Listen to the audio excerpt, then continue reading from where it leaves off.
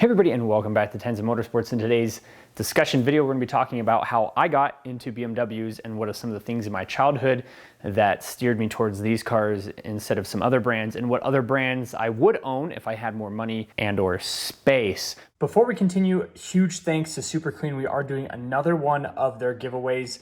This has been absolutely fantastic cleaner. I've been able to use it in basically every single scenario that has come across us working on cars, the garage, houses, interiors of cars, all the way down to scrubbing the grill out in the backyard. Absolutely fantastic stuff. All you have to do to be part of this giveaway is be following us on Instagram, Tenza_Motorsports, and be in the lower 48 United States. It's all you've got to be doing. We've done giveaways from Super Clean before. It's been very successful. We'll continue to do them. Again, just be following us on Instagram. Big thanks to Super Clean. All this information will be down in the description below. Thanks for being part of the giveaway, and now back to the video. And then also make sure to be following our second Instagram for this car, Nikki_Nightmare46. Now we'll go back, let's see here, probably about 20 years or so when I first started playing video games, things like that. I was always into playing games that had anything to do with cars. Things like that. I was a little bit more into trucks when I was younger, but I think most young boys are. But, you know, some of the games that I grew up with, some of the earlier Forzas, watching some Fast and Furious, and like Need for Speed Carbon, Need for Speed Underground, especially where they got that M3 that's on that video game, that definitely inspired some of this. And funny enough, the person I played a lot of those games with is actually my childhood best friend. He actually was the one who came up with the name Tenza Motorsports. I think we brainstormed that together back maybe like middle school, junior high kind of time frame.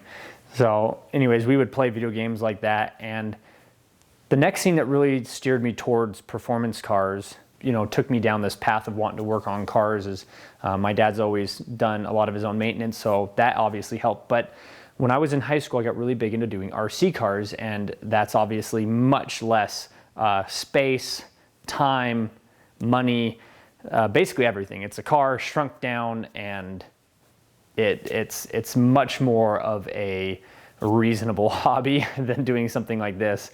I think you can get into some of these RC cars completely loaded out with chargers and everything like that for like $1,000, and $1,000 on a car when you're building an actual car can go by so fast.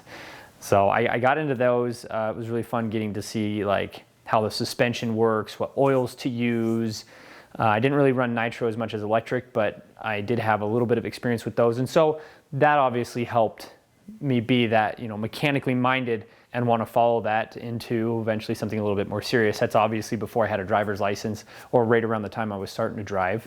The next thing that helped me be more into BMW brand itself is that my parents ended up buying a 2006 X3. At the time, I was still fairly young, and I didn't really think much of it until they bought their second one. I was starting to drive around this time frame, and they bought a 2007. So this 2007 that my parents bought, I was able to drive, so I actually ended up driving that to prom, and yeah, it was that's the car that I really decided, okay, you know, these are awesome. And that was also around the same time that my parents had given me a shirt from the dealership. My dad always ends up getting keychains and shirts and hats and things from the dealership. When you go and buy a car, he's always trying to get these little trinkets from them. But I had a BMW shirt that my dad had given to me from one of the dealerships that didn't quite fit him right, and I ended up wearing it to school a few times. And I had somebody ask me, you know, oh, those are cool cars. Do you guys own one? And I was like, well, yeah, you know, my mom has one. And I just remember them being like super impressed. And I knew they were cool, but I didn't really think much of it until I started being able to drive their car. And I'm not saying that I street raced in it or anything like that, but I recognized very quickly that it is not a slow car. And I remember my dad one time basically asking, well, you know, have you had a chance to like really go in it? And that's when, you know, I finally put my foot to the floor and got to experience. And it's funny because that at the time was one of the slowest cars BMW, in their whole lineup, that was one of the slowest cars they made. And I remember thinking, man, this thing really is fast. And my dad said, you know, they make a car with the same motor in it, and which was essentially this engine here. And my mind just exploded. Like, I had no idea that they were really that fast. I spent most of my early driving years driving an F-150, an older F-150. And so to drive something that had that kind of horsepower with something that weighed that little was pretty cool. And so that obviously really impressed me. And the reason that they bought a BMW instead of some of the other brands is because here locally, Audi and Mercedes are almost non-existent. Mercedes definitely so, because the closest dealership's like 3.5 hours away. And I think our local Volkswagen will do Audis, but at the time it was kind of a small dealership and they were having troubles. And so it probably wasn't a good idea to buy an Audi. And so that kind of left us with, if you want to buy a performance-oriented car, you really have BMW. Yeah, that there wasn't a ton of things out there, especially if you wanted like an SUV. The older Lexus and the older Acuras was really just a Lexus version of a Toyota, so you had leather seats. And so that's what ended up getting us that first couple of cars. And then later on, after I graduated high school, my dad bought a 330i, a red sedan. It was a 2003, so it was a facelift. And I fell in love with that car. I wouldn't leave it alone. And so I ended up eventually buying it from him. And it was an automatic, which bothered me once I realized that when I would put it over into sport mode, you still weren't in control. Even though it was in sport mode, you put your foot to the floor and it would override you. If you tried to shift early or something like that, it would ignore you, and I didn't like that. And so I ended up selling it and getting another BMW, and then another one, and another one, and another one. I think this BMW here is like 13 that I've owned, all the way from ones that are donor cars to ones that I purchased specifically to build race cars, all the way to I'm going to keep this one and basically just leave it a daily. You've seen some of them on the channel throughout the years, but yeah, that's really what drove me to get a BMW. Now, there are other brands that I'm interested in. It's not only BMW. It's just that it's hard to get my hands on a Porsche.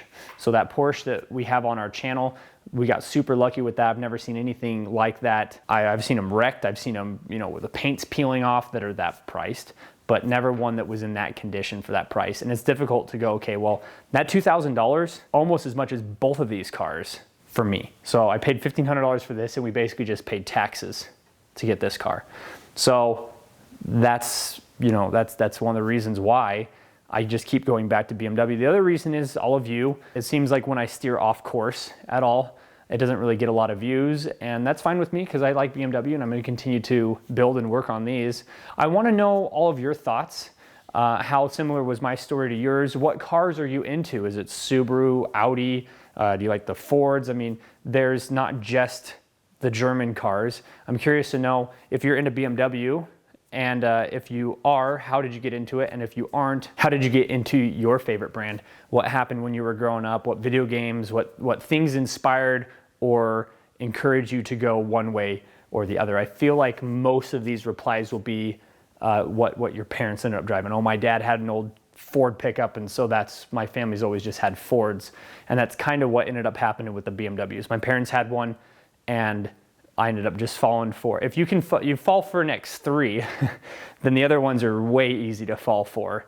And so that's what ended up happening to me. Thanks everybody so much for watching. I enjoy doing these discussion topic videos. If there's any things that you think would be good discussion videos, or things you want to hear me talk about, any questions that would be in a video format, go ahead and leave them in the comment section below. I have no problem doing videos like these. I enjoy doing the research, getting to know the topic so that I can talk about it fluently. These are all unscripted, so if anytime it feels like I'm rambling and things like that, that's really what it is. I just have a few bullet points that I need to go over, and I want to basically have this be as raw and as pure as I can make it, so that I'm giving you my full unedited opinions. Thanks again everybody so much for watching. Again, I really do want everybody to comment. I know I always say that and I get some comments, but I want to hear what cars are you into and what pushed you to be into that brand. As always, we'll see you in the next video. Make sure to stay tuned because we do have some big stuff coming up soon on the channel, and we'll see you in the next one.